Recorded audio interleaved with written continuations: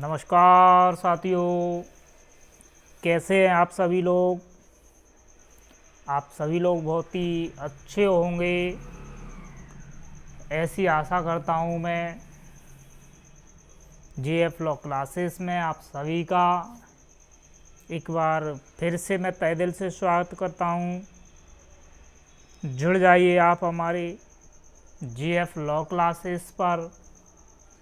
जैसा कि आप सभी जानते ही हैं, जो आप सभी के लिए निःशुल्क IPC के वीडियो लेक्चर उपलब्ध करा रहे हैं हम अपने JF लॉ क्लासेस पर। तो आप अपने JF लॉ क्लासेस के चैनल को ना भूलें और वीडियो को भी सुनते रहें। यह वीडियो आप सभी के लिए दिन प्रतिदिन बनाई जा रही हैं, जिससे आप लोगों को वीडियो का आनंद पूर्ण तरीके से मिल सके। तो चलिए अब हम चलते हैं अपने टॉपिक की ओर। समय बर्बाद नहीं करेंगे, क्योंकि हम जानते हैं कि हमारा जो टॉपिक चल रहा है वो चैप्टर नंबर 16 चल रहा है, और यह चैप्टर बहुत ही बड़ा चैप्टर है। तो इसकी अभी हमने 4-5 वीडियो लेक्चर बना चुके हैं, जिसमें अभी ओनली 299 और 300 ख़त्म नहीं हो पाया। तो आप सोचिए कि कितने धीमी गति से हम आपको पढ़ा रहे हैं, मतलब आपको समझाने के लिए थोड़ा स्लो पढ़ा रहे हैं, और आगे पनिशमेंट है तो आगे आपको कुछ नहीं है। 299 और 300 पड़ गई, आपको ये समझ लेना शरीर के विरुद्ध अपराधों के संबंध में आधा आपका ख़त्म हो गया। अब देखिए, मैं आपको बताऊं कि आप वीडियो सुन रहे हैं, आप हेडफोन लगा लें सबसे पहले, और हेडफोन लगाने के बाद आपको क्या करना है, बिल्कुल शांत माहौल में बैठ जाना है, और आपको वीडियो को देखना है लास्ट तक। जिससे क्या होगा कि आप वीडियो का पूर्ण तरीके से आनंद ले पाएंगे। और पेन कॉपी बियर एक्ट यदि आप लेकर बैठ रहे हैं तो ऐसा माने कि आप सोने पे सुहागा कर रहे हैं। तो आपको ये सारी चीज़ें लेकर बैठें। और अब हम चलते हैं समय बर्बाद ना करते हुए अपने टॉपिक पर। जैसा कि मैंने आपको आपराधिक मानव पद बताया कि आपराधिक मानव पद 299 बताया गया है, और 300 में हत्या को डिफाइन किया गया है। तो 300 के मैंने आपको 4 क्लॉज बताए, 299 बताया पूरा।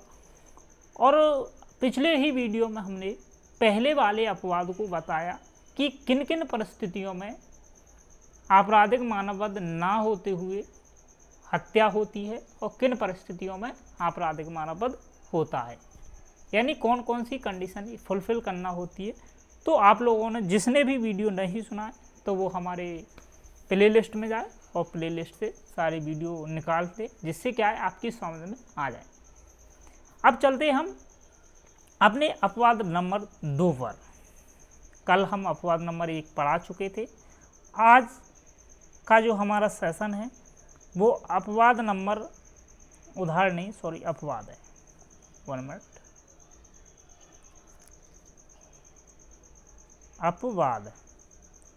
अपवाद नंबर 2। अब देखिए, अपवाद नंबर 2 ये कहता है कि मान लीजिए एक व्यक्ति है और वो क्या कर रहा है, अपनी प्राइवेट प्रतिरक्षा में कोई हत्या कर देता है। किस में? प्राइवेट प्रतिरक्षा में। लेकिन कैसे हत्या कर रहा है? सद्भावपूर्वक। तो ये क्या है, हत्या की श्रेणी में नहीं आता, बल्कि आपराधिक मानववध की श्रेणी में आता है। किस में आता है? आपराधिक मानववध की श्रेणी में। तो दूसरा स्पष्टीकरण क्या है? प्रतिरक्षा। प्रतिरक्षा किसकी? प्राइवेट प्रतिरक्षा। अब आपने सेक्शन पढ़ा होगा, एक सेक्शन आता है हमारा IPC में 100 और 103। इसमें हम पढ़ते हैं कि किसी व्यक्ति की मृत्यु कारित की जा सकती है। कब? प्राइवेट प्रतिरक्षा में। किसकी में? शरीर की में और संपत्ति की में। तो ये दोनों सेक्शन आप पढ़ लेना। मैंने जब आपको ये टॉपिक बताया होगा, वहाँ पर आप वीडियो देख लेना तो आपको समझ में आ जाएगा कि हम किसी व्यक्ति की प्राइवेट प्रतिरक्षा में मृत्यु कारित भी कर सकते हैं और हमारे से वह कोई भी अपराध नहीं बनता है। और यहाँ कहा जा रहा है कोई ऐसी संभावना है तो आपराधिक मानव वध के अंतर्गत आप दोषी माने जा सकते हैं, संभवतः किसी अपराध के दोषी नहीं होते। अब देखिए इसकी मैं आपको जो बियर एक्ट में है उसको आपको एक बार पढ़ के बता देता हूँ। आपराधिक मानव वध हत्या नहीं है, यानी आप समझ लें कि ये हत्या नहीं है। यदि अपराधी यानी जिसने किसी व्यक्ति की मृत्यु कारित की है, शरीर या संपत्ति की प्राइवेट प्रतिरक्षा में, ये मैंने आपको बताए दोनों सेक्शन, ये शरीर की प्राइवेट प्रतिरक्षा और संपत्ति की प्राइवेट प्रतिरक्षा में किसी व्यक्ति की क्या कर रहे हैं, हम मृत्यु कारित कर रहे हैं। अधिकार का सद्भावपूर्वक प्रयोग में लाते हुए विधि द्वारा उसे दी गई शक्ति का अतिक्रमण कर दे और पूर्व चिंतन के बिना, ध्यान रखना है आपको, क्या पूर्व चिंतन नहीं होना चाहिए। ऐसा नहीं है कि हम किसी व्यक्ति की मृत्यु कारित करना है, मुझे वो मेरे से बोल जाए मुझे तो मृत्यु कारित ही करना उसकी, तो ऐसा नहीं, पूर्व चिंतन नहीं होना चाहिए। पूर्व चिंतन का मतलब है पहले से मनन नहीं किया जाना चाहिए कि मुझे उसकी मृत्यु कारित करना ही करना है, तो ये इसके अंतर्गत नहीं आएगा। और आगे देखिए आप, और ऐसी प्राइवेट प्रतिरक्षा के प्रयोजन से, प्रयोजन यानी इसके प्रयोग से अपहानि करना आवश्यक है, यानी आपको उतनी ही अपहानि करना है, या फिर ऐसे कह लें, देखिए आपको उतने ही साधन का प्रयोग करना है। मान लीजिए किसी ने आपको एक थप्पड़ मारा, आप चले बंदूक उठा कर लाए और आपने बंदूक दाग दी, तो ये क्या, ये आपकी प्राइवेट डिफेंस नहीं है, ध्यान रखना, क्योंकि उसने थप्पड़ मारा और आपने क्या सीधी बंदूक चला दी, तो ये क्या है, अपने उस व्यक्ति के साधन से ज़्यादा आपने अपने साधन का प्रयोग किया है, तो ये प्राइवेट प्रतिरक्षा के अंतर्गत नहीं आता।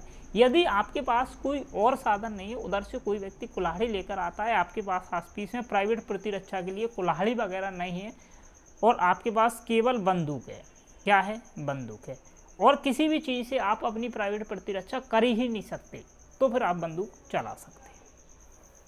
फिर क्या कर सकते हैं, बंदूक को चला सकते हैं, तो आपकी प्राइवेट प्रतिरक्षा के अंतर्गत आ जाएगा। यानी आपको क्या रखना है, जो उसके पास हथियार है उतने ही हथियार आपको अपने पास रखना है, संभवतः जहाँ तक हो, या अधिका पानी की आंच से बिना उसकी मृत्यु कारित कर दे, प्राइवेट प्रतिरक्षा के अधिकार के उपयोग में लाया जा रहा है।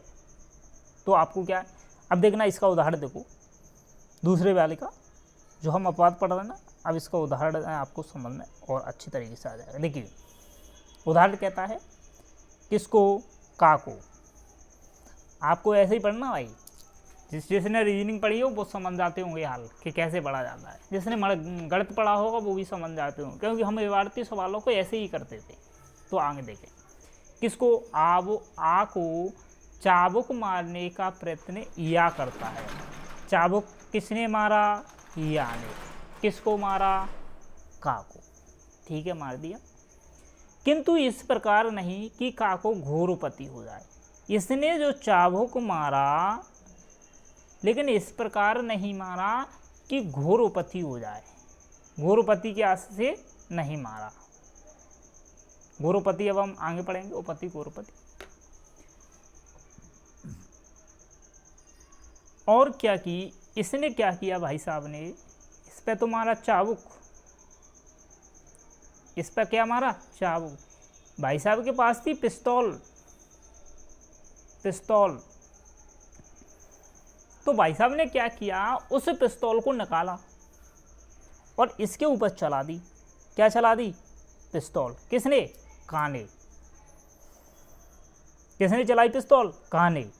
लेकिन का यह सद्भावपूर्वक विश्वास करते हुए करा कि वह अपने चाबुक द्वारा लगाए जाने की अन्य साधन से बचाव नहीं ले सकता।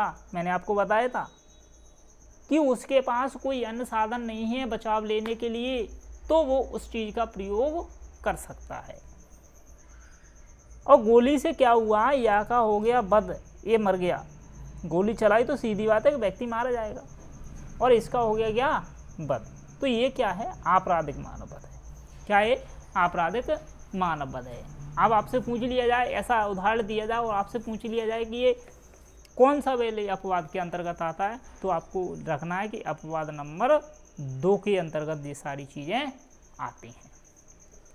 अपवाद नंबर 2 सभी को क्लियर? चलिए अब पढ़ते हैं हम अपवाद नंबर 3 के बारे में। आज हम प्रयास करेंगे आपको सारे अपवादों को ख़त्म करेंगे, कल से हम आपको पनिशमेंट पढ़ाएंगे। तो अपवाद नंबर 3 कौन सा अपवाद? अपवाद नंबर 3। कह रहे होंगे सर आज तो बड़ी जल्दी दूसरा अपवाद खत्म हो गया। कल के अपवाद में क्या है, उदाहरण ज़्यादा थे तो थोड़ा टाइम ज़्यादा लगा, और इसमें क्या है उदाहरण कम है, एक एक दो दो, किसी में तो इसमें उदाहरण है ही नहीं, तो आपको टाइम नहीं लगेगा। अब देखिए उदाहरण नंबर 3 ये कहता है कि मान लीजिए एक लोक सेवक है। कौन है? लोक सेवक। अब भाई लोक सेवक क्या कर रहा है? अपनी विधिपूर्ण शक्ति का कर रहा है प्रयोग सद्भाव पूर्वक। लोक सेवक क्या कर रहा है? विधिपूर्ण शक्ति का प्रयोग कर रहा है सद्भाव पूर्वक, और उसी लोक सेवक पर कोई व्यक्ति प्राइवेट डिफेंस में कार्य करता है, तो ये सीधी बात है कि हत्या है। लेकिन इसमें क्या बताया गया है कि आपराधिक मानववध हत्या नहीं है यदि अपराधी ऐसे लोक सेवक होते हुए। अपराधी कौन है? लोक सेवक है, ध्यान रखना। कौन है? लोक सेवक है। कौन? अपराधी। जो किसी पर प्रहार कर रहा है वो कौन है? लोक सेवक है। इतना समझ गए? या लोक सेवक की मदद लेने के लिए, मदद, या लोक सेवक की मदद लेने के लिए जो लोक न्याय में अग्रसर कार्य करते हुए उसे विधि द्वारा ऐसी शक्ति के आगे बढ़ा जाए कि जिसे विधिपूर्ण लोक सेवक के कर्तव्य मृत्यु कारित कर दे और वे मनुष्य के बिना मृत्यु कारित करता है। अब आपको समझ में इतना आ गया होगा, वे मनुष्य के बिना। अब इसमें देखो उदाहरण नहीं दिया, अब बड़ी समस्या है। सर ये तो समझ में ही नहीं आया, आपने कैसे कैसे बता दी। देखिए मान लीजिए एक लोक सेवक है और वो विधिपूर्ण शक्तियों का कर रहा है प्रयोग, या फिर मान लीजिए ऐसे कि एक लोक सेवक गया किसी व्यक्ति को गिरफ्तार करने के लिए वारंट के द्वारा। अब जिस व्यक्ति को वो गिरफ्तार करना चाह रहा था वो व्यक्ति उससे छूट के और लोक सेवक पर क्या करता है? अटैक करता है। अटैक यानी प्रहार करता है। तो उस प्रहार के बचाव में लोक सेवक क्या करता है? उस पर बंदूक चला देता है, क्योंकि उसके पास और कोई तो साधन है नहीं है, भाग रहा है, बंदूक चला देता है। तो अचानक क्या होता है, जैसे ही बंदूक चलाई जाती है और उसमें किसकी, जो व्यक्ति भाग रहा है जिसको गिरफ्तार करना था उस व्यक्ति की हो जाती है मृत्यु। तो वैसे तो ये कोई अपराध नहीं है, लेकिन इसको आपराधिक मानववध के अंतर्गत माना जा सकता है। देखना, माना जा सकता है। वह मनुष्य के बिना, उसकी लोक सेवक की और अपराधी की कोई दुश्मनी नहीं है आपसी में, सिर्फ वो वारंट का पालन करा रहा है। ठीक है, तो ये तीसरे के अंतर्गत बताया गया है। तो उदाहरण नंबर 3 भी आपको, मेरा जहाँ तक अनुमान है, आप सभी को बहुत अच्छे तरीके से आ गया होगा। अब देखना, अपवाद नंबर आता है 4 वाला। अपवाद नंबर 4 कौन सा अपवाद? 4 अपवाद। अब देखना 4 अपवाद क्या कहता है, जो किसी व्यक्ति से लड़ाई हुई ना, अब देखो होंगे कि अक्सर लड़ाइयाँ हो जाती हैं, लेकिन लड़ाई कैसे हुई? अचानक। लड़ाई कैसे हुई? अचानक लड़ाई हुई। क्या हुआ? अचानक लड़ाई हुई या झगड़ा हुआ। राइटिंग अच्छी नहीं है, कोई दिक्कत नहीं, आप समझ लें बस। ये इसलिए है कि आपको थोड़ा बहुत तो कंसंट्रेशन रखना है कि मैं लिख क्या रहा हूँ, इसलिए लिखता हूँ। अन्यथा आप हेयरफोन लगाए हो, मेरे को पता है कि आप ध्यानपूर्वक सुन रहे हो, तो आपकी समझ में वैसे ही आ जाएगा। इसको इसलिए रखता हूँ कि आप जो रजिस्टर पर लिखते हैं तो इन कंटेंटों को तो आप ज़रूर ही लिख लें, जिससे क्या है आपकी समझ में आ जाएगी कि हमको किसी चीज़ से कीवर्ड का कितना हिस्सा याद करना है। जैसे मैंने कहा अचानक, क्या हुआ? अचानक लड़ाई हुई या झगड़ा हुआ, लेकिन पूर्व चिंतन के बिना। लड़ाई या झगड़ा होना चाहिए, वो पूर्व चिंतन के बिना होना चाहिए। तो ये आपराधिक मानववध की श्रेणी में आता है। भाई कौन कौन है, अब देखो चौथे को मैं पढ़ के बता देता हूँ एक बार। आपराधिक मानववध हत्या नहीं है। कब नहीं है भाई? यदि वह मानववध अचानक हो। कैसा हो? अचानक, झगड़ा जनित आवेश, तीव्रता और अचानक हुई लड़ाई में पूर्व चिंतन के बिना। अचानक आवेश आ गया, आक्रोश और आक्रोश आ गया तो अचानक पूर्व चिंतन के बिना लड़ाई हो गई। ये अपराधी द्वारा अनुचित लाभ उठाए बिना, अपराधी कोई लाभ नहीं उठा रहा उसके बिना, क्रूरता या अन्य कैसी अपग्रह से कार्य होते हैं, तो ये आपराधिक मानववध के अंतर्गत आते। यानी मान लीजिए कोई व्यक्ति, एक दोनों खड़े हैं दोस्त और अचानक से एक दूसरे को गाली देते हैं और लड़ाई ज़्यादा बढ़ जाती है और एक दूसरे को लड़ाई बढ़ती है तो हत्याएं भी हो जाती हैं, तो आपराधिक मानववध ऐसा माना जाता है। तो आपको चौथा वाला भी समझ में आ गया होगा। अब है हमारा लास्ट अपवाद। इसके अपवाद 5 थे भाई, ध्यान रखना सभी का ध्यान कहाँ होना चाहिए स्क्रीन पर कि कितने अपवाद थे। अपवाद थे 5। अब आता है अपवाद नंबर 5। 4 मैंने पढ़ा चुका हूँ, एक पहले वीडियो में पढ़ा दिया था, 3 अभी मैंने पढ़ा दिया। अब मैं पढ़ा रहा हूँ आपको 5वां अपवाद। अब 5वां अपवाद क्या है? एक व्यक्ति है 18 वर्ष की आयु उसने क्या कर ली? पूरी कर ली। एक व्यक्ति है और उसने कर ली 18 वर्ष की आयु पूरी। जब उसकी 18 वर्ष की आयु पूरी हो गई तो क्या देखा गया कि एक व्यक्ति, जैसे आप देखते होंगे, आप इतना रख लें पहले तो 18 वर्ष की आयु जिसने पूरी कर ली। अब जो व्यक्ति है ना 18 वर्ष से आयु की पूरी का है और उसने कहा सहमति से, कैसे? सहमति से उसने सहमति दी कि आप मेरी मृत्यु कारित कर दें, तू मुझे मार, अरे तू मार के देख। आप देखते होगे अक्सर दोस्त यारी में चलता, नहीं तू मेरे को मार के देख। तो ये चीज़ें हैं। और मान लीजिए एक दोस्त दूसरे से कह रहा है तू मुझे मार के देख, या उसने कहा कि तू मुझे मार दे और वो व्यक्ति ऐसा कर देता है, वध कर देता है, तो ये क्या है? हत्या है क्या? हत्या नहीं है, ये आपराधिक मानववध है। ये क्या है? आपराधिक मानववध है। चलिए अब मैं इसकी आपको हेडिंग पढ़ के बता देता हूँ। आपराधिक मानववध हत्या नहीं है यदि वह व्यक्ति जिसकी मृत्यु की जाए और 18 वर्ष से अधिक आयु का है। कितने से अटक? 18 वर्ष से अधिक का है, यानी पूरी आयु कर ली 18 वर्ष। ठीक है, नीचे नहीं होना चाहिए, अधिक होना चाहिए। और वो क्या दे रहा है? अपनी मृत्यु के लिए सहमति दे रहा है। क्या दे रहा है? सहमति दे रहा है, या फिर मृत्यु जोखिम उठाने के लिए ऐसा कार्य कह रहा है तो जो जिससे वो क्या है? जोखिम हो जाएगा। तो ये अपवाद नंबर 5वें के अंतर्गत आपराधिक मानववध का दोषी माना जाएगा। इसका उदाहरण और देख लें आप। अपवाद नंबर 5 का उदाहरण सभी ध्यान से देखें कि याको, किसको भाई? याको, जो 18 वर्ष से कम आयु का है। ये कितने का है? 18 से कम है, ज़्यादा है? कम है तो किस में जाएगा? देखो आपको चिंता नहीं करना, पहले तो दे कि लो 18 से कम है तो वो सीधा हत्या में जाएगा। अब देखें, इसको समझाएंगे कि 18 से कम आयु का उस उकसाहट के परिणाम स्वरूप का स्वेच्छा से आत्महत्या करवाता है। क्या करवाता है? आत्महत्या करवाता है। यहाँ कम आयु होने की वजह से या कि मृत्यु कारित करने की सहमति देता है, और इसने क्या किया? मृत्यु कारित करने के लिए सहमति दी, इसलिए का हत्या के दुष्प्रेरण का दोषी है। किसका है? हत्या के दुष्प्रेरण का, क्योंकि ये कम आयु का है। ठीक है, ऑल क्लियर? All clear.